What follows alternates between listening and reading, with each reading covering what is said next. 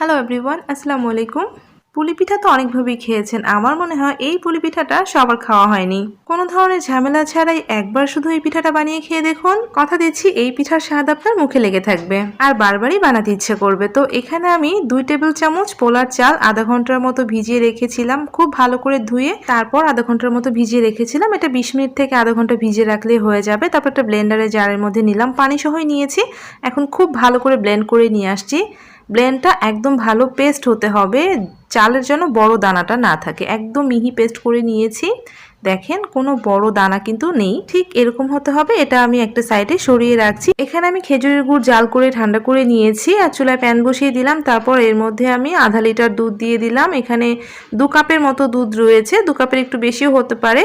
তো আপনারা যদি আধা কেজি দুধ নেন তাহলে ঠিক হবে। তো আমি আধা কেজি দুধ নিয়েছি আর এটা আমি এখন জাল করে একটু ঘন করে নিলাম। মানে আধা লিটার দুধ জাল করে অর্ধেকের একটু বেশি করে নিয়েছি। যদি 2 কাপ দুধ নেন তাহলে আধা কাপ কমিয়ে 1.5 কাপের মতো করে নিলেই হয়ে যাবে। তো দুধটাকে একটু জাল করে ঘন করে নিলে খেতে ভালো লাগবে। এরপর যে চালের গুঁড়াটা নিয়েছিলাম সেই চালের গুঁড়াটা আমি এর মধ্যে ঢেলে দিলাম। আর ঢেলে দেওয়ার সময় অবশ্যই ভাবে নেড়ে দিতে হবে অনবরত, তা না হলে কিন্তু দলা পেকে যাবে। তো দেখেন চালের পেস্টটা দেওয়ার পর এটা কতটা ক্রিমি ঘন হয়ে গিয়েছে। এটা কিন্তু অনেকটা ঘন করে নিতে হবে। তো আমি অনবরত নেড়ে চেড়ে কয়েক মিনিট জাল করে নিলাম।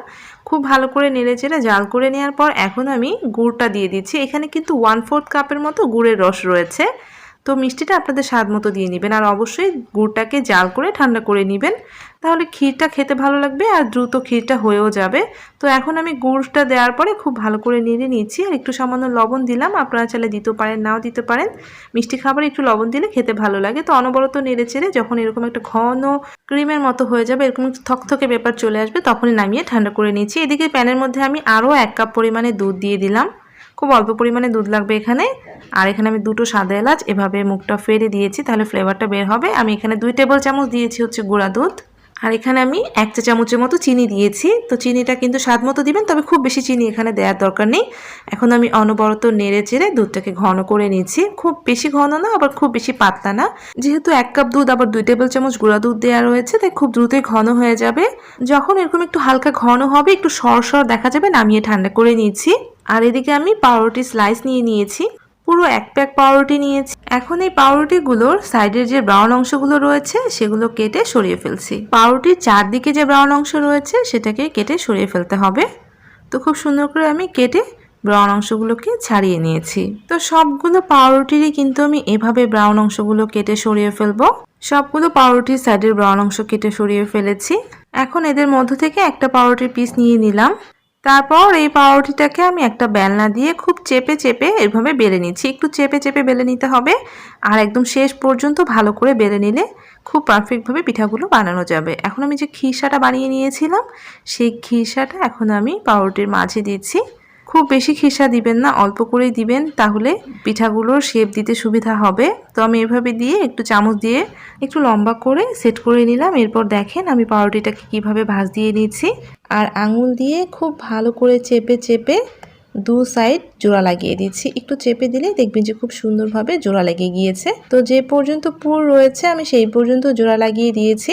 তারপর আমি একটা স্টিলের বাটি দিয়ে এভাবে কেটে নিচ্ছি, মানে হাফ মুন করে কেটে নিতে হবে বা পুলি পিঠা শেপ করে কেটে নিচ্ছি। আপনাদের কাছে যদি কুকি কাটার বা বড় সাইজের গ্লাস থাকে সেটা দিয়েও কেটে নিতে পারবেন। দেখেন আমি খুব সুন্দরভাবে কেটে নিয়েছি আর খুব সুন্দর একটা পুলি পিঠা হয়ে গেল বা হাফ মুনের মতো দেখতে হয়ে গেল। তো সেমভাবে আমি আরও একটা ব্রেড আপনাদের দেখিয়ে দিচ্ছি। ব্রেডটাকে কিন্তু খুব ভালো করে চেপে চেপে এইভাবে একটু বেলে নিতে হবে। একদম শেষ মাথা পর্যন্ত ভালো করে চেপে বেলে নেবেন, তাহলে পিঠাটা সেট করতে সুবিধা হবে। তারপর সেমভাবে অল্প করে আমি খিসা দিয়ে দিলাম আর খিসাটা দিয়ে খুব সুন্দরভাবে এরকম একটা 3 কোণা করে ভাঁজ দিয়ে নিচ্ছি আর খুব ভালো করে আঙুল দিয়ে চেপে চেপে জোড়া লাগিয়ে দিচ্ছি। খুব ভালো করে পুরের উপর পর্যন্ত জোড়া লাগিয়ে দিতে হবে। দেখেন আমি চেপে চেপে পুরের উপর পর্যন্ত জোড়া লাগিয়ে দিয়েছি, মানে পুরটা যে পর্যন্ত রয়েছে। তারপর আবারও সেমভাবে স্টিলের বাটি দিয়ে খুব সুন্দরভাবে কেটে নিচ্ছি। একটু চাপ দিয়ে কেটে নেবেন, তাহলে খুব সুন্দরভাবে পিঠাটা সেট হয়ে যাবে। দেখেন কত সুন্দর একটা পুলি পিঠা হয়ে গেল। তো এভাবে সবটা বানিয়ে আমি প্লেটের মধ্যে উঠিয়ে নিয়েছি। তারপর যে মালাইটা করেছিলাম 1 কাপ দুধে, দেখেন কতটা মালাই হয়েছে। ঠান্ডা হওয়ার পর আরও কিছুটা ঘন হয়েছে। এই ঠান্ডা মালাইটা এখন আমি এই পিঠাগুলোর উপরে ছড়িয়ে দিচ্ছি। চতুর্দিকে ছড়িয়ে দিচ্ছি যাতে খুব ভালোভাবে পিঠার মধ্যে মালাইটা ঢুকে যেতে পারে। এখানে কিন্তু অনেক বেশি মালাই দিবেন না, অল্প করে চতুর্দিকে ছড়িয়ে দিবেন, তাতেই দেখবেন যে পিঠাটা তুলতুলে নরম হয়ে গিয়েছে।